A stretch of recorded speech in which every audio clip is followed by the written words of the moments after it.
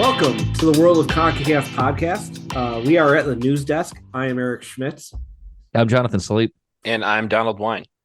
And apologies in advance for sounding very nasally. I'm battling cold right now, but illness is no reason to not talk all of the CONCACAF action that's going on. We've been quiet the last month or so. Apologies. Thanks for sticking with us.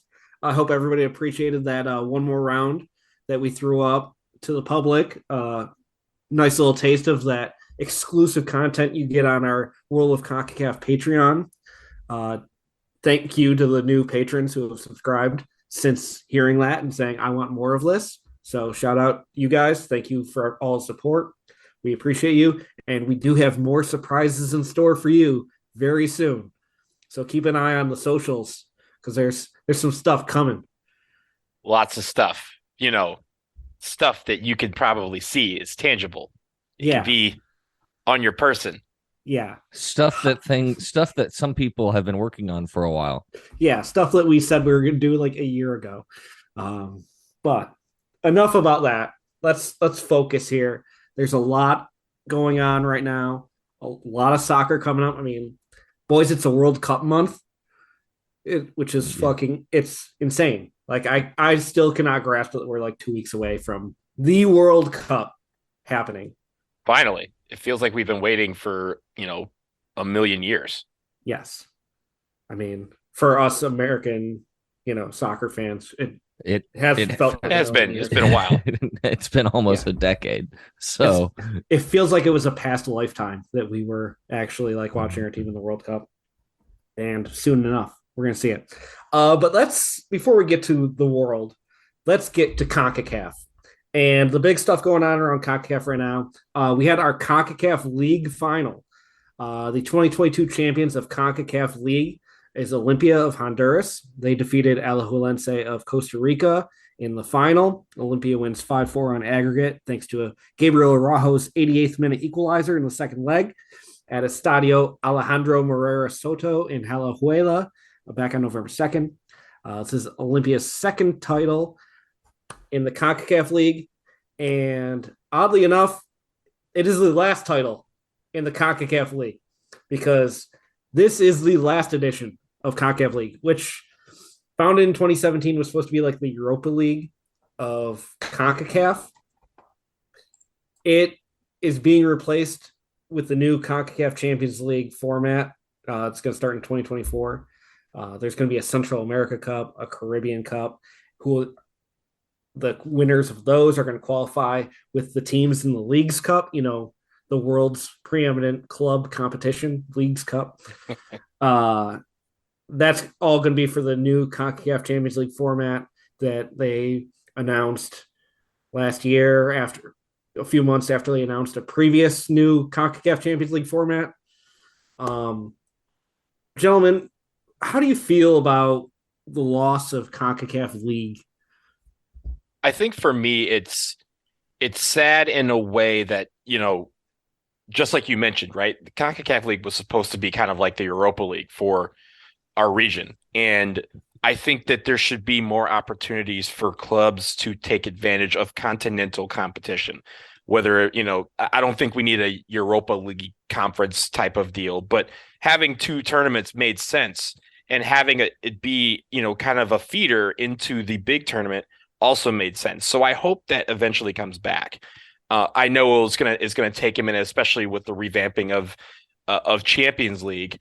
But I feel like the CONCACAF League can serve a purpose down the road and still being a feeder, of sorts into the big tournament, which everyone obviously wants to be a part of. But again, I think there should be more opportunities for clubs to take advantage of this. I also think that what kind of did them in is the fact that American clubs and Mexican clubs were not a part of this. And obviously, again, we all, have teams in MLS. Canada, United States, Mexico should always have teams that are always involved in this. And it's not necessarily people out there, Eric is making the money sign, but it's not always about the money, but also for us, it's about the competition, about the opportunity to play other teams and test ourselves outside of our league, because that's important too. That helps draw in fans. It helps expand your brand and all these things, but where yes, money does become involved. But I do think when it comes to the Concacaf League, it should serve a purpose down the road. I just hope that they eventually get back to doing it and figuring out a way to make it where every team from every single league in this confederation gets an opportunity to play for Europe, or not for Europe, but play for like continental competition and play for, whether it is a smaller league, a smaller competition to feed your way into the big time one. That would be ideal for me, but right now it's not going to work. Hopefully it comes back later. Yeah, I think part of the issue, and I think we're going to talk some of this more in one more round of like, it's sad to see it go, but like, I think one of the things with CONCACAF League and maybe why it struggled is the fact of like you said, Donald, like it wasn't all of the nations. Like you were missing a lot of there was no Mexican teams involved. There was no US teams involved, and so you're losing a lot of the visibility across the confederation, and it diminishes with not having everyone from CONCACAF being involved. I feel it also diminishes the accomplishments of the other teams that go on to win that. Yeah, and I guess the unfortunate part is now that they're going to be splitting up. They're going to have the Central America Cup. They're going to have the Caribbean Cup. Like you're not getting crossover where these Caribbean teams are getting to play the Central American teams, and like especially for some of these smaller teams in these smaller leagues from these smaller countries, like getting to see and scout teams from other regions that you don't like. You're getting a Jamaican team going to Costa Rica. Players could be moving around league to league, and there's that opportunity to see talent. And now you're going to almost be segmenting it. It's going to be their little bubbles. And I think that might actually hurt CONCACAF in the long run. And the opportunity for upsets, right? Like Yeah. we all love the cup sets. Like that happens in every competition, and you won't have the opportunity where, a Mexican team goes to Nicaragua and gets beat. Like it may be far-fetched, but you want those competitions because also for those smaller teams in those smaller leagues in those smaller countries, they don't get that opportunity to put their brand on the international stage, or at least on the continental stage. And I think that's a shame too. So hopefully they're able to work that out and make it where you have some crossover, because that's what fans want to see. They want to see what happens when a Jamaican team plays a Salvadorian team. What happens when a Mexican team faces a Panamanian team? Like we want to see, we just don't want to see Mexico versus Mexico or Mexico versus the United States all the time, because if we did, like the Leagues Cup, we could just form a competition where we can just do that. I think we want to see more teams taking chances and playing teams that they may not be as familiar with, because that is where the opportunity for some of these bright moments to occur. Yeah. Olympia again winning the final title.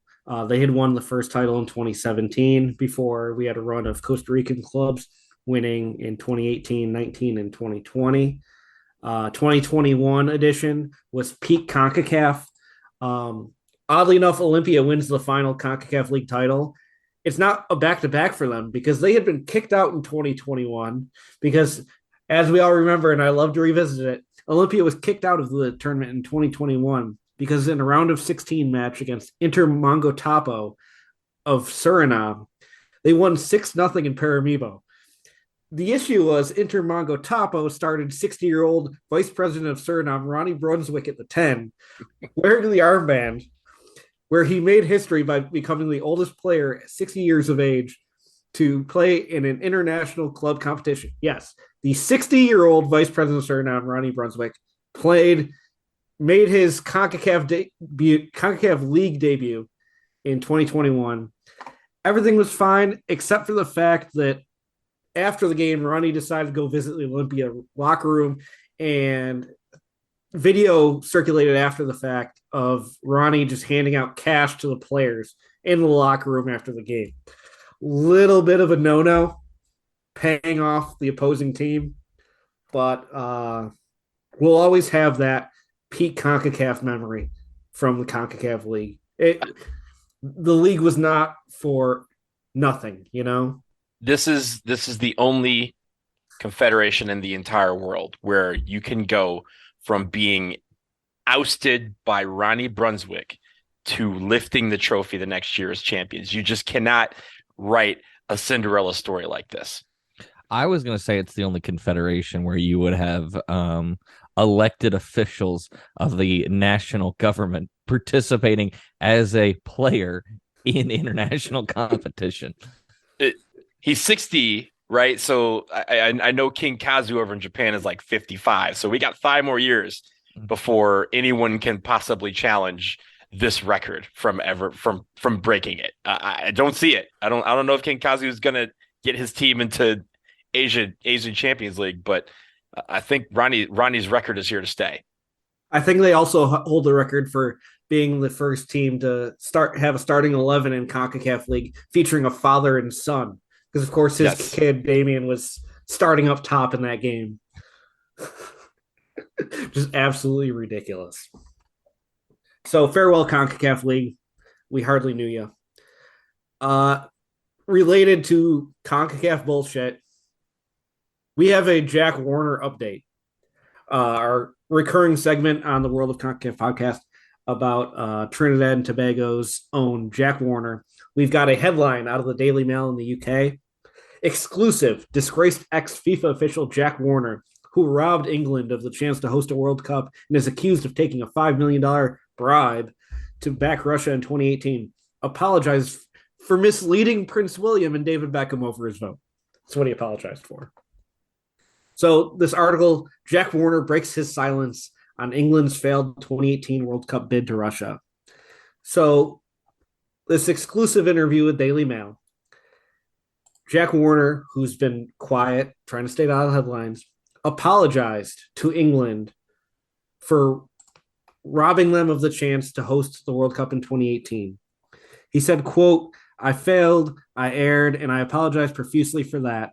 But I thought it was Russia's time to host a World Cup, and I have no regret." He also said to the Daily Mail, quote, "Where I failed is I should have told England very early of what my intention was. I did not do that, and therefore they were led along to believe I was supporting them." Warner, in his typical Jack Warner fashion, bragged about meeting the Queen, David Beckham, Prince William, who they had flown to Trinidad, hosted classes, trying to get Warner's support for the bid. Warner also said, "I met the Queen. I met her husband. The Queen gave me her plane to go to Ireland. England was very good to me." Now, the big takeaway for me out of this Daily Mail feature is Jack Warner also says he will be supporting England when they take on the U.S. in the group stages in Qatar. He said, quote, "It doesn't matter to me who wins, but if you ask me that twice, I'll tell you England, because America has done damage to me and my family, and therefore I'm pained with America. So I hope they get knocked out first. But beyond that, I don't care." So the Daily Mail also reached out to the FBI, who declined to comment because they didn't comment on active cases. Warner also continued to claim he has been harassed by international media since the FIFA corruption scandal erupted. Warner finally said, quote, "The media hates me. I can never get a fair trial. So that is why I've never spoken." Jonathan, how do you feel? How do you think England feels knowing that Jack Warner is like, "I'm sorry I lied to you"? I honestly don't know if they give a shit, but I have conflicted feelings on this whole thing, because on one hand, Jack Warner sucks, but on the other hand, fuck England. And fair point. The fact that the Queen got scammed. I mean, I can respect the hustle there.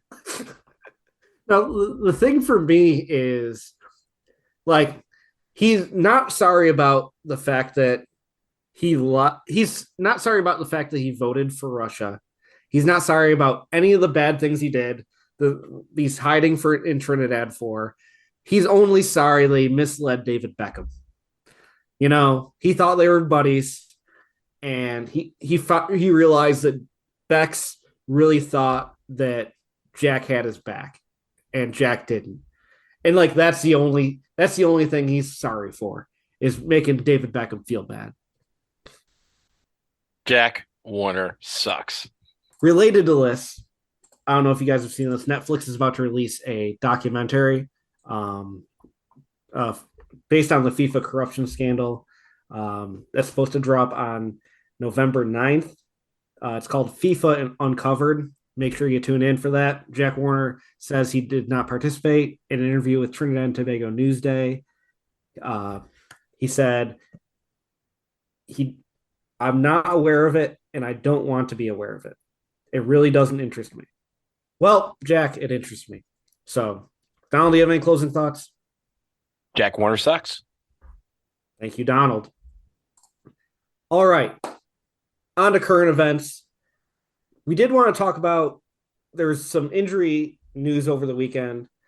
With the World Cup approaching, obviously it's the middle of the season in a lot of leagues around the world. All these teams not only are trying to prepare for the World Cup, are just trying to stay healthy. There's a huge scare in Germany as Canadian star Alphonso Davies went down with a hamstring injury. Bayern recently said that he should be okay for the World Cup, but he will miss some time for them. We saw Maxime Crepeau, the Canadian goalkeeper, in the MLS Cup Final, go down with a minor injury. and Yeah, just a minor one. Yeah, and U.S. reserve left back Sam Vines go down. What was his injury again? I believe he fractured his leg or something. Yeah, fractured leg. Yeah, so he'll be missing the World Cup. Guys, do we have any thoughts on these injuries and how teams are supposed to prepare for this tournament, not knowing who's going to be healthy? I think it's unfortunate, but we have to go way back, right? Like the reason why all these injuries are accumulating are not necessarily because the World Cup is approaching. It's because we had COVID, and since COVID, we have basically decided to, make guys play every, 32 hours, right? Like if you think about it, there have been so many games so far this year, and they had a shortened break because they had, stuff in the summer. They had a shortened summer break. They had a very, very, very long year before that. They had a shortened break, a very, very long year before that. And we see it in the women's game as well. Like with their World Cup approaching, like there's been no time for bodies to heal. And every single time a guy goes down with, a ingrown toenail, they have to miss 5 games because there's 5 games that they would miss because of that, because they're just right back to each other. So when you do have a significant injury, you get guys missing out on some very important things. And I think and also in the rush to play as many games as possible so that the World Cup break doesn't affect their leagues, these clubs have put a lot on these players, and as a result, you're seeing guys get hurt at the worst possible time. And you mentioned just the guys that we think are going to be out. We're not mentioning the guys like Weston McKennie who could be back. Like, Chris Richards, they're talking about he could be back. Like guys who have been hurt. Luca De La Torre might hurt, be back. Is hurt. Like those guys who could be coming back. But I think though to say COVID is definitely a part of it. But in the European leagues, they had to start early. The fact is we have jam packed in so many games because of the fact, Champions League normally doesn't wrap up until the end or the middle of December, and then we have that break. But the group stages are already completed because of and then you just have continued. They've added more competitions, and then once one guy gets injured, then you're having to play other players more, and it has been a snowball effect. I feel there's not a single nation that won't be missing at least one player, and in some instances, some nations missing huge key players as well. Yeah, no, Costa Rica, their butts are puckering right now. I don't know if you guys saw Keylor Navas. Yeah, Dow's doing the finger motion. Keylor Navas was not included in the Champions League squad for their group stage game against Juventus because of a lower back injury. So that's which something. he's had before, and he actually Yes. had it, I'm pretty sure, during the Gold Cup, which is why he was affected quite a bit during that. I think he Yeah. also subbed off against the U.S., during World Cup qualifying because of a lower back That's Yep. injury. right. Yeah. So they're saying that he should be fine, like he's on the squad. But yeah, if you lose a key player, and that's about as key of a player as you can get in this confederation, um, yeah, your chances could be greatly affected. And we're seeing it in other teams around the world that are already missing key players. Fortunately, I don't know if CONCACAF has been hit very hard yet, but fingers crossed. Yeah, they haven't been hit very. There was a thing going around middle of last week of like what a team of like injured players would look like. I mean, and that team could damn near win the World Cup. I mean, you have guys like Timo Werner, Diego Jota, Luis Diaz, Reece James, uh, Georgiano Wijnaldum. Like, I mean, there is a list of Paul Pogba that are all going to be missing the World Cup. There's also if you think about it, right? Like in a normal World Cup when it's in the summer, there'd be guys who are done when they finish the World Cup. They still get their like 2 month break. So it's like you see like a staggering of guys returning to their clubs based on how far their team made it in the World Cup. That won't happen this year because on December 18th, the finals being played in, for England, like Boxing Day, they're coming back a week later and saying everybody's back playing 3 games basically in the span of a week because that's what they normally do around the holidays. So that is going to be a major test for folks. And again, guys aren't going to get their rest until next summer. I mean, for the most part. So it's really been, and honestly, we got to give credit to the players for the guys who are able to tough it out and really maintain their bodies and keep themselves as healthy as possible. Because I think that's going to be something that people are going to need to write about down the road because that's a feat that, it's hard for us to watch these games. We talked about during qualifying, like traveling to 3 cities in the span of a week was tiring, much less playing 90 minutes each of those times. And these guys have been doing that for the better part of 2 years. It's really going to be a war of attrition essentially for some of these guys as we get to the World Cup. Yeah. Now, Donald, you did mention that players aren't going to get a break until next summer. I don't know if they're going to get a break because next summer might actually be more important than this fall. Yeah, sure, you've got the World Cup this November, but next summer you've got not only the CONCACAF Nations League Finals, which arguably bigger tournament, more important. Mm-hmm. You also have the CONCACAF Gold Cup, which is returning for the 2023 edition.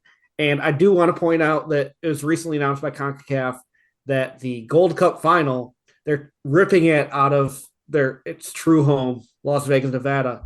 It will be held at SoFi Stadium in Los Angeles, California, in the summer of 2023. Tickets are actually already going on sale, which is the dumbest thing ever because nobody knows who's in it and no one knows where any of the other games are, but they're putting that one game on sale. How do we feel about SoFi Stadium getting this massive, massive game? Play soccer outside. I think technically it is an outside stadium. It just has a glass roof. I don't know if it's not covered. It's not covered. It's not a dome. It's just a glass ceiling. Is it glass or is it like some sort of other I think material? it's a translucent dome. It's a translucent thing, but like it's basically it's like what is it? It's like a pavilion. Like the sides are open. So it's not like it's a building that you enter like Allegiant. It has a roof, but it's not. They have outdoor elements that are involved. They mentioned that during the Super Bowl when it was an unseasonably like warm February for LA when they had it a few months ago. But I think honestly, like the stadium looks really nice, so it'd be nice to check it out. But I think yes, I want to see CONCACAF be better about announcing venues. Like, yes, announcing the final is fine, but as you mentioned, Eric, it means nothing if we don't know anything else about the tournament. Like, at least tell us the cities that we're gonna like that you can see. And as fans, we can kind of plot out, okay, here's where we think like Mexico's gonna be, here's where we think United States is gonna go. like it makes no sense to announce a final, and then I don't even think they're talking about announcing venues until like February. So Yeah. like, what does announcing the final do to us? Like, it doesn't help us any, except for maybe those of us who are going to the Women's World Cup. We can plan a stopover in LA on the way to New Zealand, but I don't see. While it's a great announcement, it should have come with more, at least announcement of venues or dates, what have you, so that people can start planning. Well, also, don't they have to fix the issue? I mean, I guess they didn't really fix it with the Legion either, but the fact that the field isn't wide enough for soccer. Yeah, I Because don't believe that that's was I don't that believe was that's been fixed yet. because Well, we'll see. that was a whole thing about like why they couldn't do some World Cup games is the fact that like the stadium isn't big enough technically. Well, they got the World Cup, right? LA So did, yes. So it's and going to SoFi get is fixed. expected. It's going to get fixed. It's just a matter of when. I don't think next summer is the answer to that question, though. To piggyback off of Jonathan. But there's Concacaf field dimensions and there's FIFA field dimensions. So FIFA has set dimensions that you're like a range that you're supposed to stay in. CONCACAF is whatever the fuck What works. do you where do you want to play? Yeah. yeah, Hey, sorry, you What can't can you play fit with in this. here? they adjust. You actually can pay money to adjust field size. Yeah. You can't play on this field that has a wall on the side. Not because the wall is there, but because it's a little too close to the field. So if you just move it in move the lines in a couple of feet, the wall is fine. So just, keep that in mind when you draw the field. Looking forward to SoFi Stadium getting the Gold Cup final. Not looking forward to not going back to Las Vegas because that was a good time. But speaking of Los Angeles, we'll wrap this up with one more key event around CONCACAF. That MLS Cup Final. MLS, America's top division, has their final. Los Angeles FC defeats Philadelphia Union in penalties to win the MLS Cup, their first MLS Cup, in honestly a very CONCACAF game. That Elliot, shit was dumb. it was Like so dumb. so dumb. LAFC goes up 2-1 in the 83rd minute on a Jesus Murillo goal, only to have Philadelphia's Jack Elliott score an equalizer in the 85th minute. We go to extra time. Canadian keeper Maxime Crepeau breaks his leg trying to stop a breakaway, gets a red card while he's carted off. LA goes down to 10 men. Philadelphia scores 124th minute go-ahead goal in the 124th minute. No. Call it what it is. That was the game-winning goal. That should have been the game-winning goal because it literally like 99.999999% of games they had already called it is the latest scoring goal in the history of any knockout competition until because obviously Maxime Crepeau, we mentioned how he broke his leg. Yeah, he was on the field for 10 minutes. So they added 9 minutes of stoppage time onto extra time. So we're playing on, and Gareth Bale, the guy who's played in like Champions Leagues and things in Europe, 128th minute, posterizes Jack Elliott, 6'6", scores the tying goal late in stoppage time. We go to penalties, and Philadelphia native backup keeper for LA just goes off, stops all the penalties that hit the net.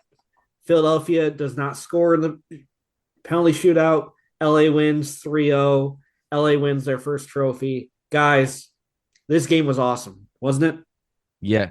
I think the other thing to keep to also just like from the length of the game, there was 7 minutes of stoppage time in regular time as well because of because of goals and injuries. And then we get the 10 minutes of stoppage time.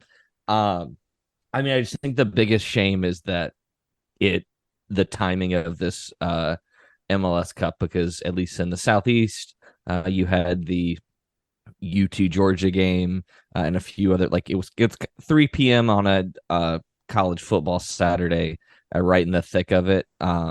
This was like one of the most like perfect, advertisements for the league and I would say the region too, because like I mean that shit was peak Concacaf.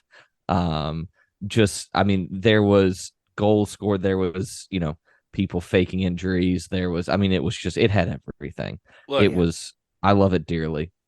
look, you mentioned the college football games that were affected. The biggest college football game that affected it was USC because USC was playing right next door and took all of the parking for people for the game, so they couldn't even park at the stadium for MLS Cup. If you convert, first of all, like the game itself, just I was watching watching kind of on my phone from the Miami tailgate, which was a world in itself, but just the last 10 minutes are just like, again, just so wild. Like Gareth Bale becomes the first person ever to score in a Champions League final and an MLS Cup final. He's the first player ever. I'm pretty sure he's the first player ever to win Champions League and MLS like in like consecutive years, essentially, or actually in the same year. Because if you think about it, he won with Real Madrid in June. Won MLS Cup in November. Didn't happen, Donald. Champions League Champions League didn't happen this past year. They canceled it for some reason. Yeah, but like I mean, if you converse that to, I was at the NWSL championship just a weekend ago, which was awesome. It was right here in DC. That game was at night, 8 p.m.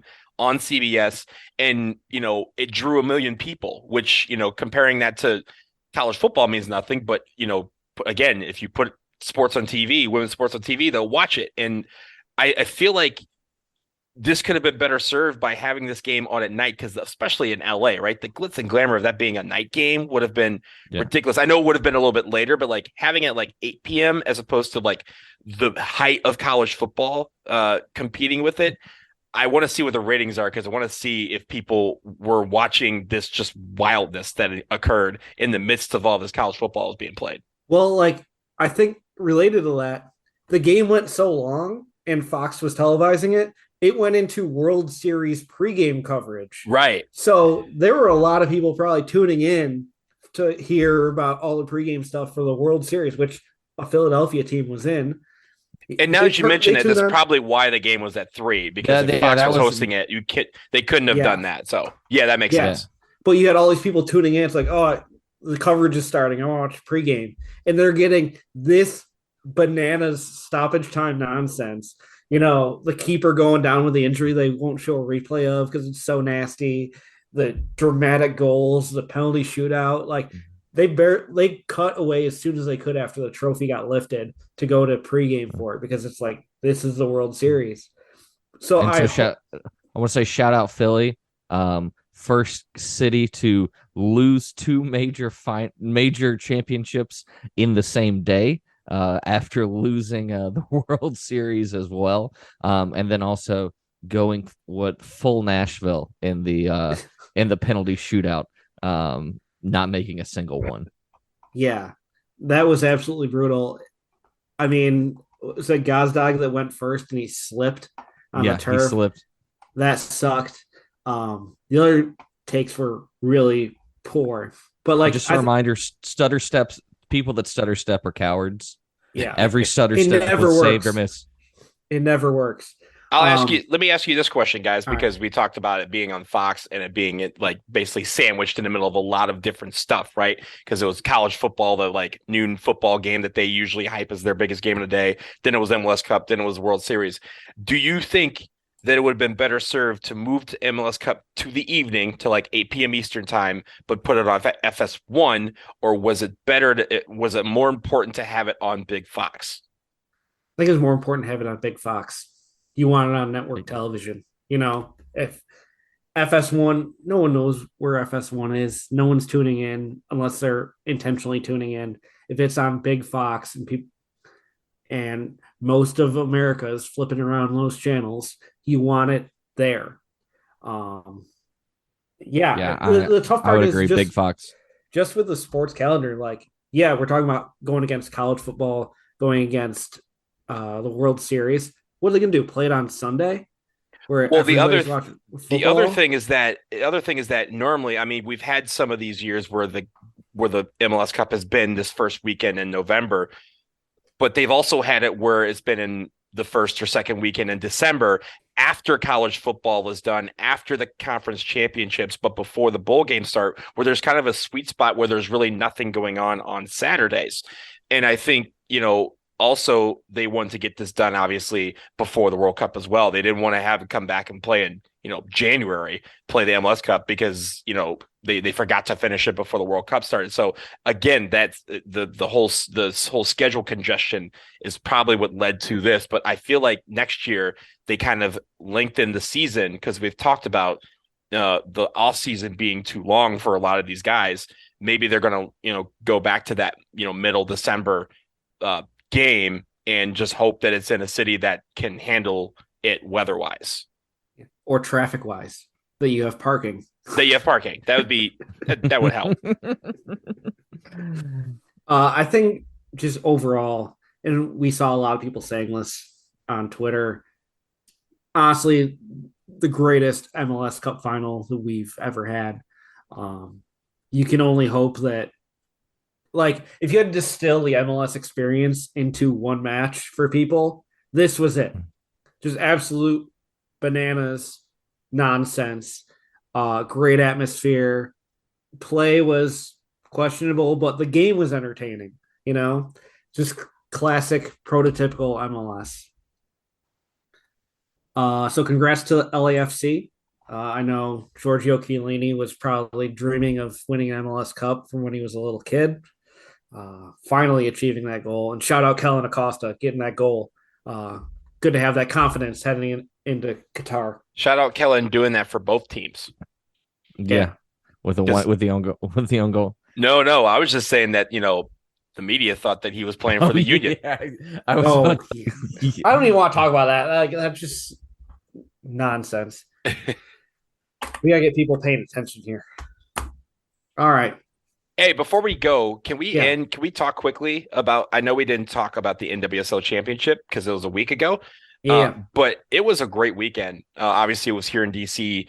A lot of people turned up, for a lot of listeners, a lot of patrons. So shout out to everybody who was in town for the game. But I want to speak quickly about it because, one, it was a nice spectacle. I'm glad that Ally stepped up to make it where it was a marquee event and made it, 8 p.m. kickoff on CBS. It made it where it was, at least for us in the stands and hopefully for people who watched at home, it made it where it felt more like an event instead of just this is a soccer game, you should watch it.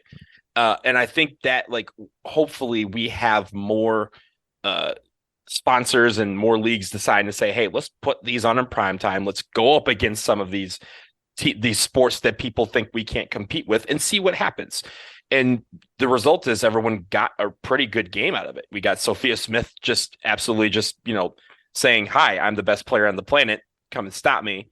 And no one could. And we had some great play on both sides of both teams. And I think just overall, everyone who came had a wonderful time. And just that whole thing about going to a final, we hear a lot about the festivities and stuff from MLS Cup. But NWSL Championship had just as many festivities. A lot of people came out. A lot of celebrities turned up, and a lot of fans of the game came and packed Audi Field. So I just wanted to shout out everybody who was here. Hopefully everyone enjoyed the weekend. It was a great time getting to see so many people come in. And honestly, let's do it again next year. Wherever it ends up. Yeah. No, it honestly great to see the game get that kind of glitz and glamour. Well deserved for that league. It's been a tough year for women's soccer, and to have it wrap up like that is good to see. Good for everybody.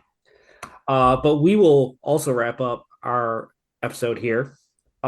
Before we do, I do want to let everyone know, by the time you're listening to this, if we haven't already, soon, this week, we're happy to announce that we finally have merch. We've got merch on the way. The World of Concacaf store merch is available, so you can support the podcast and support CONCACAF soccer. The vibes are available for purchase. Go to our social media. It's a vibes-based economy. We live in a vibes based economy, and shirts cost money. So get all of the gear. Great holiday gifts. For your aunts and uncles. Stocking stuffers. Stocking stuffers. Gifts for your boss. Get him a nice World of Concacaf shirt. Whatever you want to get. But that is available now. We've been talking about it for fucking years, it feels like, and we are good to go. Thank you for the patience. Patrons on our Patreon, there will be a special discount code for you for supporting us. So we're going to save you some money and appreciate your support for supporting the podcast. Speaking of supporting the podcast, if you want to join our Patreon, patreon.com/podcacaf, POD, and follow us on socials. Podcacaf on Twitter, Facebook, Instagram. Donald, where can they find you? At Blazing DW. And Stars and Stripes FC? It Stars and Stripes FC. At Stars Stripes FC. That's right. And Jonathan, where can they find you? They can find me J Slape SSP and at Broadway Sports Media. Find them there. Find us here. We will be finding more content for you in the coming days, weeks, because we've got a World Cup this month. Unbelievable. Thanks for tuning in.